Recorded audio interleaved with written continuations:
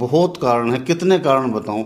कमजोरी का आना, उल्टियां होना, खून का ना बनना, पीलिया हो जाना, कि रेडिएशन है। आज वायुमंडल में रेडिएशन घूम रहा है। बिल्कुल। और ये विंटर्स में पॉल्यूशन भी बहुत ज्यादा है। पॉल्यूशन लोगों को पता नहीं है, लेकिन धारणाएं बना रखी हैं। पता नहीं, कोई कुछ बोलता है, कोई कुछ बोलता है। रसोई गैस में बेंजीन है, बेंजीन से कैंसर बनता है। एल्युमिनियम के बर्तनों से कैंसर बनता है। और आजकल तो एल्युमिनियम के बर्तन हमारी ज्यादा रसोई की इस्तेमाल हो रहे शान हैं। है। बुरी पद्धति नहीं है, बहुत अच्छी पद्धति है, लेकिन कैंसर का इलाज इस पद्धति में नहीं है। दुनिया में किसी भी पद्धति में आयुर्वेद को छोड़ के कैंसर का इलाज नहीं है। कैंसर एक ऐसा नाम जिसको सुनने के बाद सबसे पहले जो जहन में शब्द आता है वो है कीमोथेरेपी, रेडिएशन, लाखों की दवाइयाँ और साथ ही डॉक्टर के सालों तक चक्कर लगाना। लेकिन इसके बावजूद जो रिज़ल्ट आता है उससे आप तो बहुत अच्छी तरीके से वाकिफ़ हैं। लेकिन आज की इस खास रिपोर्ट में हम आपको जानकारी देंगे कि बिना किसी तकलीफ़ के आप कैंसर से निजात कैसे पा सकते हैं। आप मेरा बैकग्राउंड जैसे देख रहे हैं, ये एक 5 स्टार जैसा दिखने वाला हॉस्पिटल नहीं है। ये एक छोटा सा ही हॉस्पिटल है, आयुर्वेदिक हॉस्पिटल है, और यहाँ का इलाज अभी तक सैकड़ों लोग ले चुके हैं, कैंसर से निजात भी पा चुके हैं। तो आज हम आपको मिलवाते हैं आरआर आयुर्वेदिक हॉस्पिटल के चेयरपर्सन आयुर्वेदाचार्य रमेश जी से, जो कि सालों से इलाज दे रहे हैं। साथ ही जो दवाइयाँ बनाते हैं वो भी होममेड ही दवाइयाँ होती हैं। अभी फ़िलहाल आप जैसे देखेंगे भी स्क्रीन पे कि कैसे सारी चीज़ें यहाँ पे चल रही हैं। मेरे आसपास जो आप देख रहे हैं दवाइयाँ भी हैं। और चलिए आपको मिलवाते हैं हम आयुर्वेदाचार्य रमेश जी से।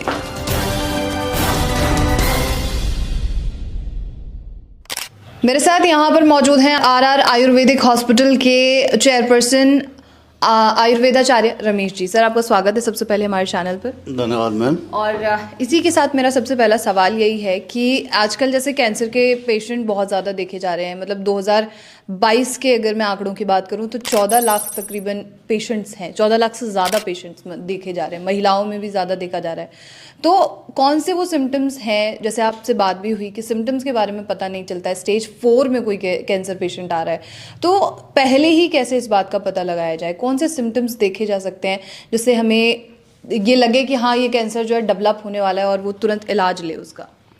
सिम्टम तो कमजोरी का आना, उल्टियां होना, खून का ना बनना, पीलिया हो जाना, एलर्जी हो जाना, ये नॉर्मल सी चीज़ें हैं। कुछ भी हो तो आदमी को, पेशेंट को अपना जो है जांच जरूर करवाए। बिल्कुल। और रही बात ये कि आजकल केस बढ़ रहे हैं। केस बढ़ने के मैंने पहले भी बता चुका हूँ। मेन कारण ये है, पहले सिर्फ 2 ही कारण होते थे। आज से 40-50 साल पहले 2 ही कारण होते थे कैंसर बनने के, और इसीलिए केस बहुत कम होते थे। और 2 कारण थे, या तो किसी को जेनेटिक प्रॉब्लम है, हाँ, तो जेनेटिक भी सबको नहीं होता जी। या फिर कोई ज़्यादा नशा करने वाला, तंबाकू, बीड़ी, सिगरेट, हुक्का, शराब, ज़्यादा जो भी नशे का सेवन करता है उसको हो जाता है। अब कैंसर के सेल्स तो हर आदमी में है, हर बीमारी के सेल्स हैं। कब कौन सी बीमारी की सेल ग्रोथ कर जाए, और बीमारी की सेल जब ग्रोथ करेंगे तो इसका मतलब ये कि हमारी इम्यूनिटी कहीं ना कहीं कमज़ोर हुई, हमारी बॉडी को मेंटेन रखने वाले सेल्स कमज़ोर हुए। जब हमारी बॉडी को मेंटेन रखने वाले सेल्स कमज़ोर पड़ते हैं, उसके सराउंडिंग कौन सी बीमारी की सेल है वो उनको खा जाएंगे, अच्छे वाले सेल्स को, और अपना साम्राज्य बना लेंगे, वही बीमारियों में लग जाएगी। बिल्कुल। तो आज तो बहुत से कारण हैं कैंसर बनने के, बहुत कारण हैं। कितने कारण बताऊं? कि रेडिएशन है। आज वायुमंडल में रेडिएशन घूम रहा है। बिल्कुल। और ये विंटर्स में पॉल्यूशन भी बहुत ज़्यादा है। पॉल्यूशन, और लोगों को पता नहीं है, लेकिन धारणाएं बना रखी हैं। पता नहीं, कोई कुछ बोलता है, कोई कुछ बोलता है। रसोई गैस में बेंजीन है, बेंजीन से कैंसर बनता है। जो बदलाव हमने अपना खान पान में कर लिया है, अपनी जीवन शैली बदल ली है, वो सबसे बड़ा कारण है कैंसर बनने का। बिल्कुल। लोरियल सल्फेट केमिकल होता है, उससे कैंसर बनता है। एल्युमिनियम के बर्तनों से कैंसर बनता है, और आजकल तो एल्युमिनियम के बर्तन हमारी रसोई की शान है। बिल्कुल। तो कैंसर बनने के बहुत से कारण हैं, और सबसे बड़ा मेन कारण है कि हमने अपनी जीवन शैली में जो है वो बदलाव कर लिया है। खाने पीने का तरीका हम अपना भूल गए, कैसे खाना है, कब खाना है, कब सोना है, कब पीना है, कैसे खाना है, वो तरीके हम अपना सारा भूल गए। हम वेस्टर्न कल्चर में फंस गए हैं। बिल्कुल। और अपना छोड़ दिया है, अपना जो ट्रेडिशन था वो हमने वो बीच में छोड़ दिया। तो बीच में हम लटक रहे हैं गुरुत्वाकर्षण की तरह। ना वहाँ पहुँच पाए, वेस्टर्न कल्चरल में भी नहीं, उसको भी नहीं पकड़ पाए और अपना छोड़ दिया। बीमारियाँ बढ़ने के यही कारण है। और मैं तो ये कहता हूँ कि जहाँ भी पानी की मात्रा ज़्यादा है, पानी तो जीवन देते हैं ना आदमी को, लेकिन मेरा तो ये भी मानना है कि जहाँ ज़्यादा पानी है वहाँ लोग ज़्यादा उसका कीटनाशक का और इसका प्रयोग करते हैं, उससे बनता है। गेहूँ है, गेहूँ में आज बहुत ज़्यादा ग्लूटीन है, खतरनाक मात्रा में ग्लूटीन बनाया जो कैंसर बनाता है, बहुत सी बीमारियाँ बनाता है, बीमारी को कम नहीं होने देता ग्लूटीन। लेकिन सर रसोई गैस में, भारत की अगर मैं बात करूँ तो रसोई गैस में ज़्यादातर आटा तो मिल जाएगा, या यूँ कहूँ कि हर घर में आटा तो होता ही है। नहीं, आटा तो हर घर में होता है, लेकिन 3 सफ़ेद जहर और हैं इसके साथ साथ में, आटे के साथ साथ में। आटा तो है नहीं, किसी के घर में है या नहीं है कोई बात नहीं है, लेकिन चीनी, मैदा और आयोडीन, नमक जी, लेकिन सर ये भी हमारे शरीर के साथ, हमारे जीवन से खिलवाड़ करते हैं। अब छोटे छोटे परिवार हैं, 2-2 बोरी चीनी खा जाते हैं एक साल में। चीनी में सल्फर होता है, चीनी की बोरी पे भी लिखा होता है सल्फर है इसमें, है। बिल्कुल सर। आम आदमी को मारती है चीनी। चीनी तो जहर है, इस बात का तो पहले से ही अंदाजा। चीनी, आयोडीन की हमारे अंदर कमी नहीं है, पहले ही एक्सेस है। कोई रेयर केस मिलेगा आयोडीन जिसमें कमी पाई जाएगी आयोडीन की। उसके भी आयोडीन का सेवन हो रहा है। गर्म क्लाइमेट में आयोडीन की कमी नहीं होती, हमारा क्लाइमेट गर्म है। बिल्कुल। और मैदा, आजकल खान पान ही मैदा का रह गया सारा, सारा का सारा पूरा परिवार जो है मैदा को खा रहे हैं। मैदा डाइजेस्ट नहीं होती किसी को। जंक फूड, फास्ट फूड्स, यानी सब चीज़ों में। फास्ट फूड नहीं, फास्ट फूड तो हमारे फ्रूट वगैरह है, जंक फूड ज़्यादा कहेंगे होता है। इनको। अब ये डाइजेस्ट तो होते नहीं है और खाते हैं सारे के सारे, जो हजम नहीं होगी जो चीज़, क्या करेगी वो, सड़ेगी पेट में। नुकसान करेगी, बिल्कुल। अब ये तो छोटी बड़ी आंत में फंसती है, उसके बाद में कब निकलती है, 10 दिन में, 2 दिन में, महीने में, धीरे धीरे आँव की तरह। बिल्कुल सर। जैसे अभी संख्या की मैंने बात की है, 14 लाख से ज़्यादा की संख्या है कैंसर पेशेंट्स की, 2022 के ये आंकड़े हैं।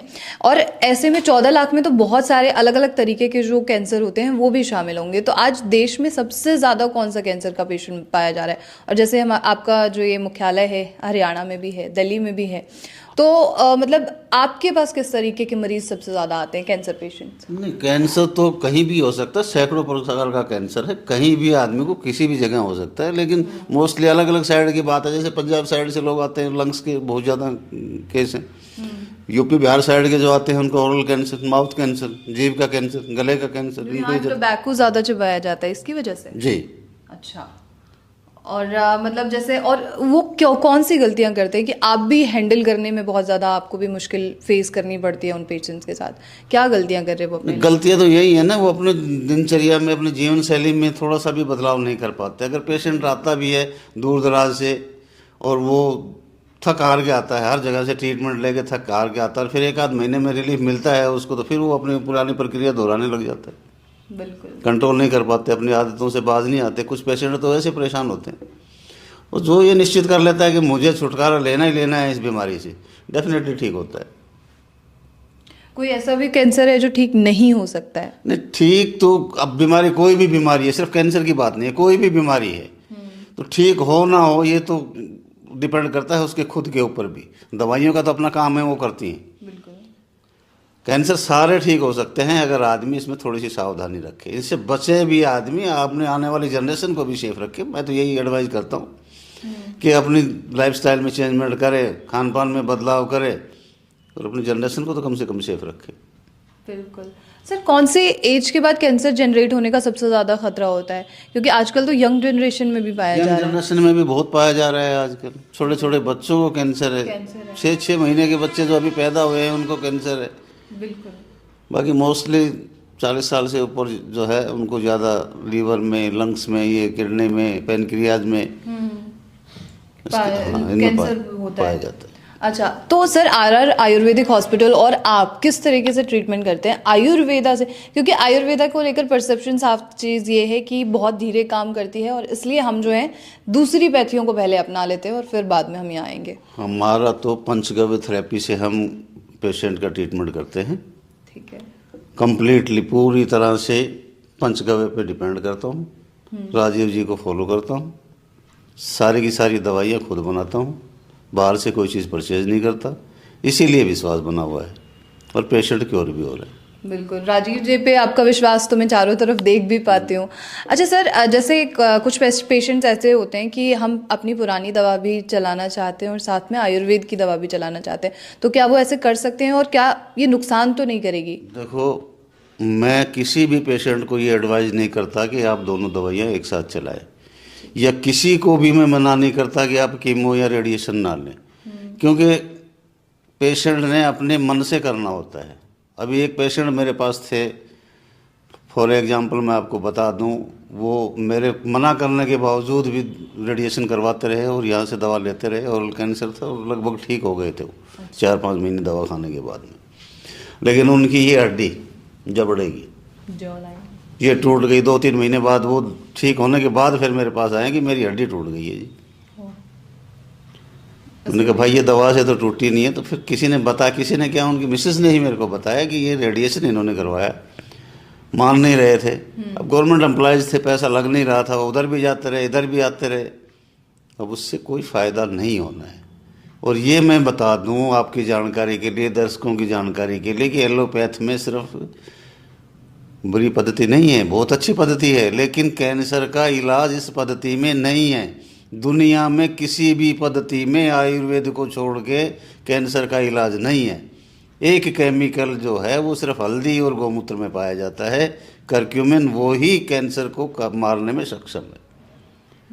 बशर्ते इसके साथ साथ आदमी को खुद से अपनी देखभाल या अटेंडेंट को देखभाल करनी पड़ेगी, थोड़ा सा अपना जीवन शैली बदलना पड़ेगा, खान पान बदलना पड़ेगा।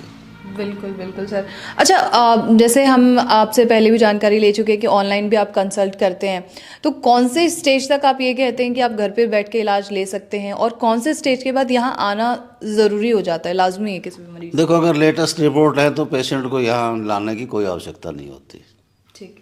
अटेंडेंट भी आके दवा ले जाए, या खुद नहीं आ सकता पेशेंट, अटेंडेंट आके दवा ले जाए, या फिर ऑनलाइन दवा मंगवा सकता है, हम ऑनलाइन प्रोवाइड करवाते हैं। ठीक है जी। लेकिन सर आपसे बात हुई कि स्टेज मतलब फर्स्ट जो 2-3 स्टेज होते हैं उस पर तो पता ही नहीं चलता, स्टेज 4 पे आके किसी पेशेंट को पता चलता है, तो ये फिर कैसे होगा कि वो घर पे बैठ के इलाज ले सकता है? नहीं, फर्स्ट और सेकंड स्टेज की शुरुआत में अगर पेशेंट को ये पता लग जाता है कि उसे ये बीमारी हो गई, तो निश्चित तौर पे मेरे वीडियो देखने के बाद में ना वो घर पे बैठ के जो है ना अपना इलाज ले सकते हैं। ठीक है। और आप हरियाणा के अलावा दिल्ली में कब और कैसे मिल सकते हैं लोगों से? मैं हर इतवार को जाता हूँ, 9 बजे तक पहुँच जाता हूँ वहाँ, और 3 बजे तक बैठता हूँ हर इतवार को, हर संडे को। बाकी दिन मैं यहीं बैठता हूँ। ठीक है। और कोई मैसेज जो हमारे व्यूअर्स हैं जो नए जुड़ते हैं उनके लिए आपकी तरफ से कोई मैसेज होगा? मेरा तो नए पुराने जितने भी आपके व्यूअर्स हैं या कस्टमर हैं मेरी तो सिर्फ यही एडवाइस करता हूँ कि वो किसी के कहने सुनने से इधर उधर ना भटकें। किसी भी आयुर्वेदाचार्य से, जो अच्छे आयुर्वेदाचार्य हैं, उनसे किसी से भी अपना इलाज करवाएं। एलोपैथ में अपना समय और पैसा बर्बाद ना करें, क्योंकि ये बीमारी ऐसी है जो आर्थिक रूप से भी ख़त्म कर देती है और शारीरिक रूप से तो ख़त्म कर ही देती है। बिल्कुल। तो आयुर्वेद में सस्ता है, सुलभ है और रिजल्ट भी मिलता है। एलोपैथ में कंट्रोल है, कंट्रोल कर सकते हैं कुछ समय के लिए, कुछ समय के बाद में ये बीमारी फिर पनप जाती है। ठीक है। Thank you so much sir, बहुत शुक्रिया आपका हमारे साथ जुड़ने के लिए। धन्यवाद। तो ये थी पूरी जानकारी कि आखिर कैंसर पेशेंट जो धीरे धीरे काफ़ी तेज़ी से बढ़ते जा रहे हैं, जैसे हर साल की जो संख्या है वो 2 गुना होती जा रही है, तो उसमें आप क्या चीज़ कर सकते हैं। जैसे आप अपने